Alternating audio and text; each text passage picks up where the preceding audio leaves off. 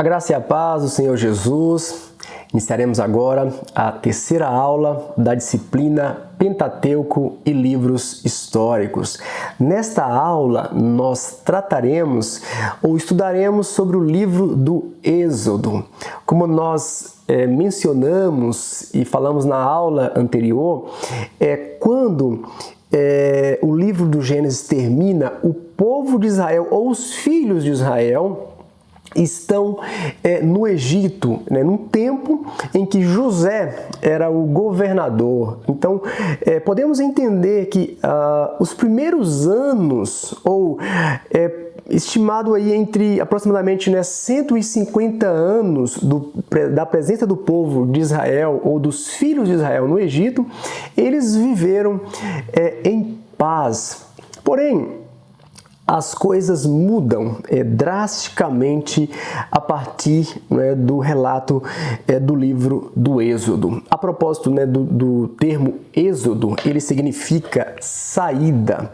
E nós veremos que, de fato, o tema central é justamente Deus libertando o povo da escravidão no Egito.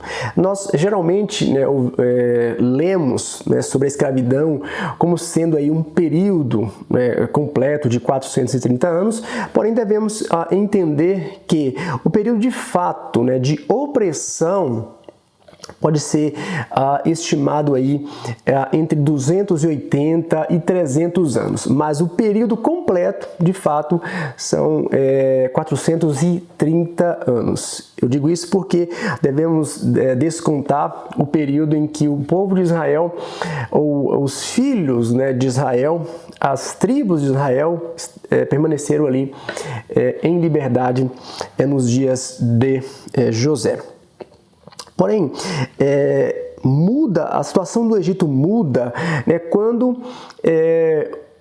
possivelmente, um povo, que era um povo aparentado dos hebreus, que era o povo Iquiso, ou Ixo, esse povo é expulso, ou o poder é tomado, e os egípcios passam a governar novamente o Egito. E havia de fato havia um costume entre os egípcios antigos, ou as dinastias egípcias, ou os faraós do Egito antigo, que quando eles assumiam o trono, aqueles inimigos rivais eram literalmente riscados. Todo o registro era apagado da história. Por isso que nós vemos o livro do Êxodo falar que surgiu um rei, um governante que não conhecia José. Na realidade, possivelmente era alguém que deveria ser esquecido para o povo egípcio. E nós vemos que no Egito, a família de Jacó, os filhos de Israel, eles cresceram muito, chegando aí na casa dos milhões de pessoas. Isto nós podemos deduzir a partir da saída, quando é registrado ali 600 homens, não contando mulheres e crianças. Então, eles viveram um tempo de paz, porém, surge esse novo governante, esse novo faraó. Possivelmente, esse faraó seria Tutmoses III, e esse período aí de opressão estima-se que seria entre 1500 a 1450 anos antes de Cristo. Lembrando o seguinte detalhe: a contagem dos anos no período antes de Cristo, ou na antiguidade antes de Cristo, a contagem era em forma decrescente. Então, entre os períodos dos anos 1500 a 1450, que aconteceu esse reinado, que seria o reinado desse faraó Tutmoses III. Observe aí o final desse nome, Tutmoses, que tem uma similaridade com o nome Moisés ou Moses, dada aí essa proximidade. Devemos lembrar que Moisés foi criado, né, num berço egípcio, embora sendo hebreu. Então, os filhos de Israel foram escravizados, duramente escravizados, e há um relato ali do nascimento de Moisés, onde há um milagre, podemos dizer assim, um livramento de Deus, pois Deus tinha um plano relacionado, né, ao filho de Anrão e Joquebede, que é Moisés.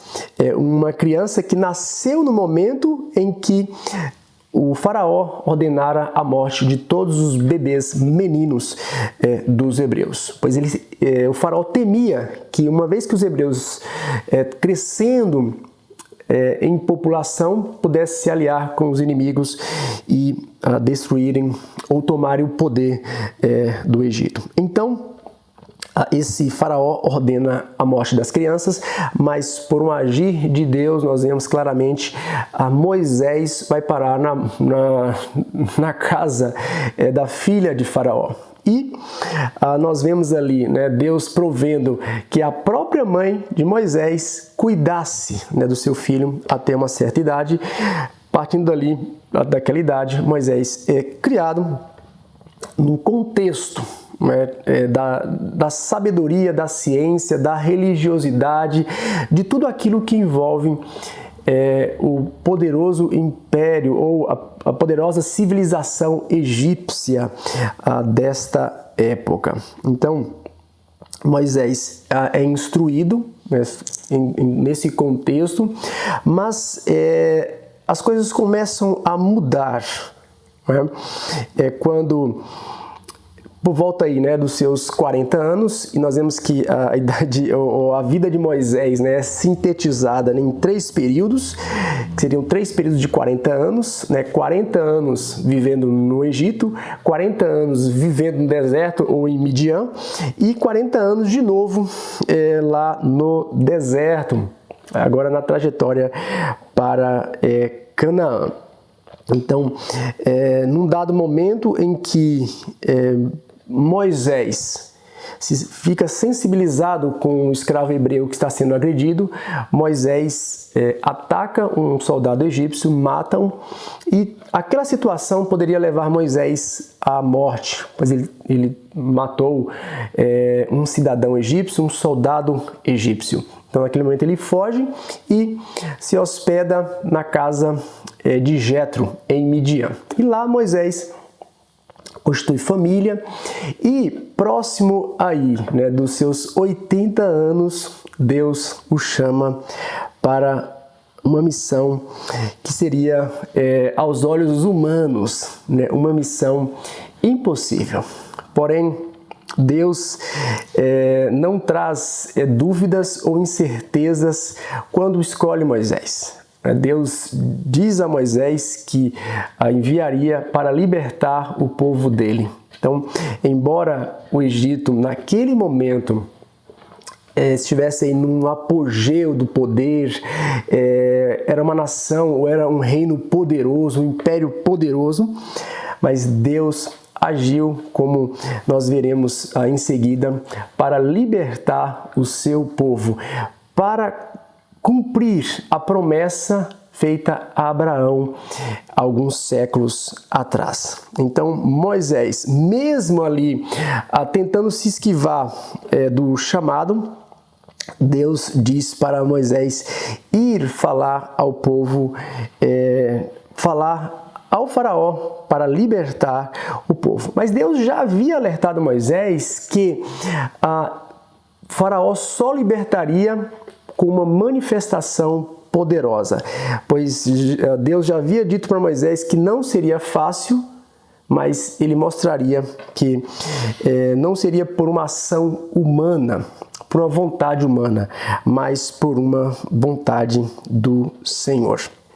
e no agir de Deus que nós vemos nas pragas lançadas no Egito, nós temos ali uma clara manifestação de Deus, uma demonstração clara do poder de Deus sobre todo o panteão de deuses egípcios.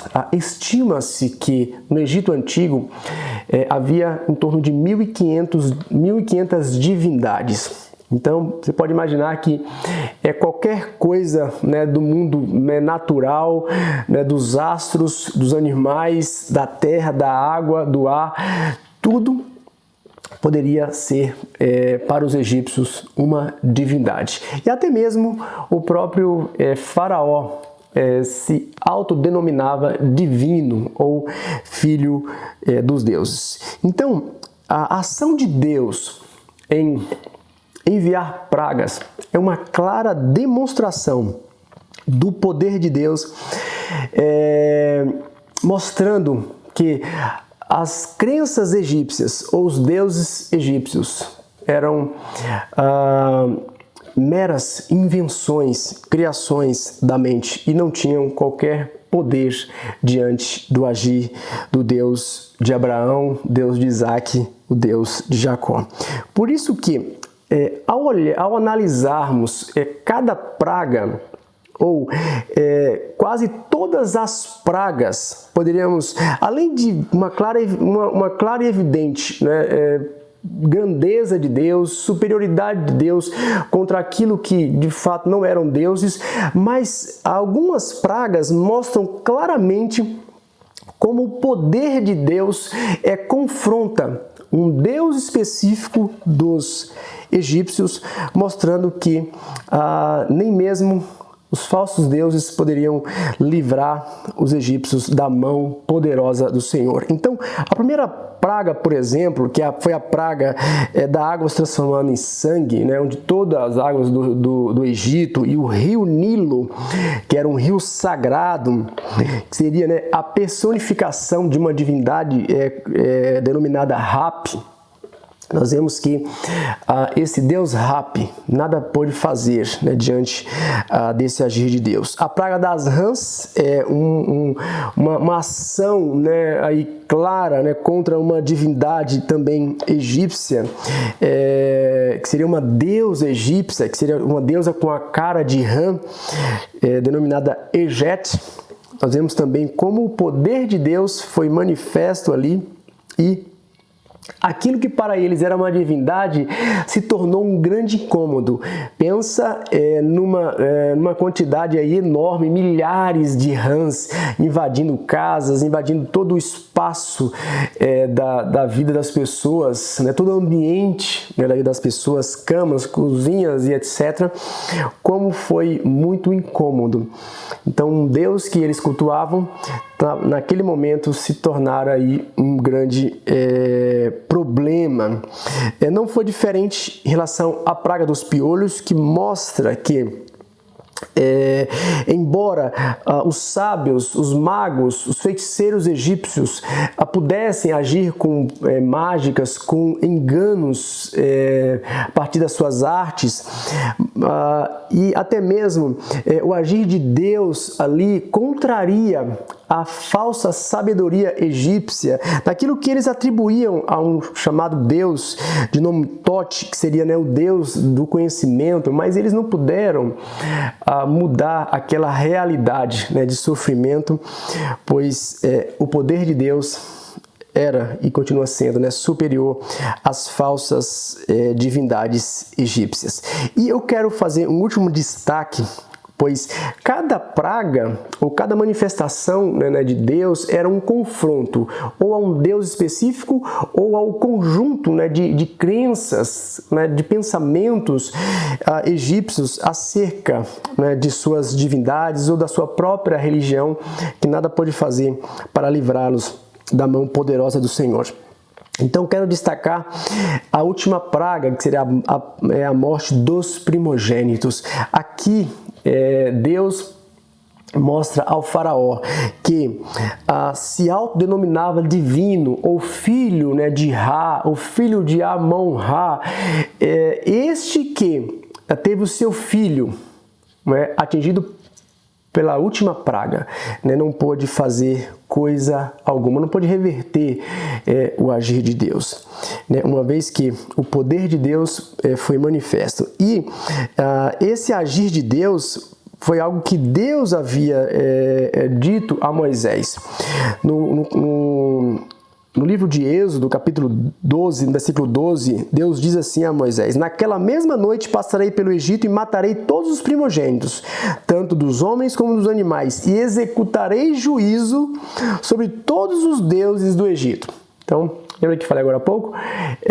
Deus age para confrontar o panteão de deuses egípcios. E ele diz: eu sou o Senhor. Então, com essa manifestação de poder, Deus age para libertar o povo da escravidão. Mas ainda tinha uma última situação em que Deus mostraria o seu poder, que é a passagem do Mar Vermelho. Mas no contexto ali da morte dos primogênitos, nós vemos a instituição da Páscoa. E aí aqui é importante darmos um destaque, porque para que os primogênitos dos hebreus não fossem mortos, Deus ordenou a Moisés que eles matassem o cordeiro, e o sangue do cordeiro ele passasse o sangue nos umbrais das suas portas, pois o anjo da morte, ao passar pelo Egito, veria ali o sangue e não atingiria os primogênitos cuja casa estivesse marcada com aquele sangue. É por isso que a ideia, né, da Páscoa, ou o termo Páscoa, significa, né, passar por cima. E de fato, né, quando o anjo da morte vem, olha para determinada casa, vê o sangue do cordeiro, então ele passa por sobre aquela casa e o livramento é dado àqueles que estavam ali guardados, né, pelo sangue do cordeiro. E certamente nós temos aqui uma figura, né, maravilhosa daquilo que Jesus fez ao morrer por nós. O sangue do cordeiro é quem nos livra hoje, né, da ira, né, de Deus. Então, semelhantemente, né, como aconteceu no Egito, quando Deus olha para a humanidade, aqueles que estão marcados pelo sangue do cordeiro, estes são livres, né, da ira de Deus. E nós louvamos a Deus, né, por esta obra, por esse livramento, né, algo que nós vemos instituído ali no contexto do povo, da saída, né, do povo de Israel do Egito. Temos aqui a primeira realização da Páscoa. E para nós caminharmos aí para a conclusão desta aula, destacamos, né, o evento da passagem do Mar Vermelho, onde os egípcios, né, o faraó, ali ressentido, pensando que ele tinha libertado o povo, ressentido por essa decisão, né, uma decisão enganosa, pois ele não libertou o povo, Deus quem tirou o povo de lá com sua mão poderosa, mostrando, né, a grandeza do seu poder, mas ainda as obras de Deus sobre o Egito não tinham terminado. Então, estando diante do mar, diante de um perigo iminente, Deus manifesta o seu poder sobre a natureza e abre o mar para que o povo de Israel, milhões de pessoas, passassem ali pelo mar, né, em terreno seco. E os egípcios, cegos, né, pela vingança, pelo ódio, adentram o mar e o mar é fechado sobre eles. E a partir daquele momento, o Egito não foi mais o mesmo. Aquele poderoso império ruiu pela mão poderosa do Senhor. E o povo passou o mar, e do outro lado do mar, aos pés do Sinai, Deus estabelece a aliança com o povo de Israel. Aliança que nós podemos entender ali como os mandamentos de Deus dado ao povo de Israel com o compromisso que eles seguissem os ensinamentos do Senhor. Uma vez que Deus manteve a sua palavra de libertar, Deus agora dá a aliança para que o povo, ou dá os mandamentos para que o povo a seguisse e fosse próspero por onde eles andassem. E o livro do Êxodo termina no contexto da